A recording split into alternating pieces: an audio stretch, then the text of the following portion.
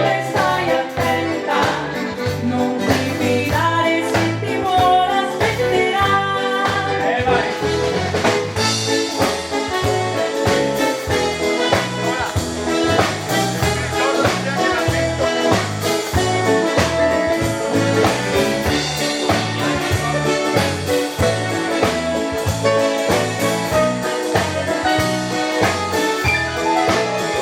Ripeti che non devo dubitare, che lo sai come ti devi comportare, però la mamma dice sempre stai attenta, non ti fidare, se ti vuole aspetterà.